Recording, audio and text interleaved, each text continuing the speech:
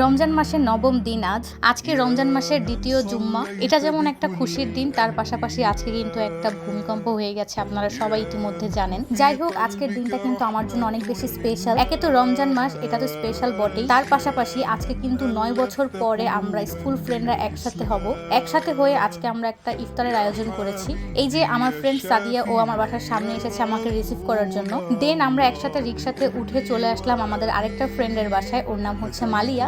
এখানে আমাদের স্কুল লাইফের আরো অনেক ফ্রেন্ড এসেছে। অ্যান্ড মজার বিষয় হচ্ছে আজকে কিন্তু আমার ফ্রেন্ডের বাসায় গিয়ে আমরাই টুকটাক সবকিছু আয়োজন করেছি। এখন অনেকেই প্রশ্ন করে থাকতে পারেন যে ওর আম্মু কোথায়, মানে আন্টি কোথায়। আন্টি জব করে, তাই আন্টি ইফতারের টাইমে আমাদের সাথে জয়েন হতে পারেনি। তার জন্য কিন্তু আমরা নিজেরাই আমাদের ফ্রেন্ডের বাসায় সুন্দর করে ইফতারের আয়োজন করেছি। আর আমার ফ্রেন্ডের বাসায় এই এত সুন্দর মাছগুলো তার অ্যাকোয়ারিয়ামে সাজানো ছিল, সেগুলো আপনাদেরকে একটু শেয়ার করলাম। নিজেরা ইফতারের আয়োজন করার মধ্যেও কিন্তু আলাদা একটা আনন্দ আছে। এখানে কিন্তু আমার ফ্রেন্ডরাই প্রত্যেকেই সবকিছু ভাত ছিল।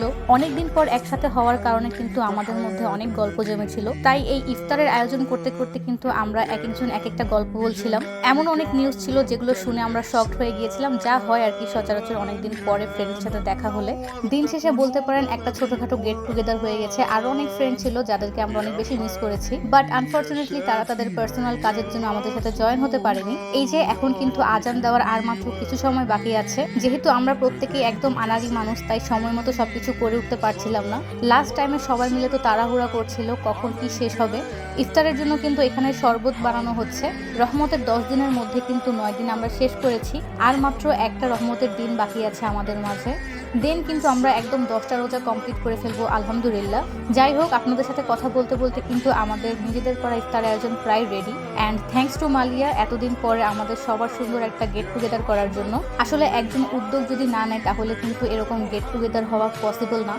অ্যান্ড ফাইনালি আমাদের সব কিছু রেডি। এখন আমরা সবাই মিলে বসেছি ইফতার করার জন্য। যখনই আমরা সব কাজ শেষ করেছি ঠিক সেই মুহূর্তে কিন্তু আমাদের আজান দিয়ে দিয়েছে।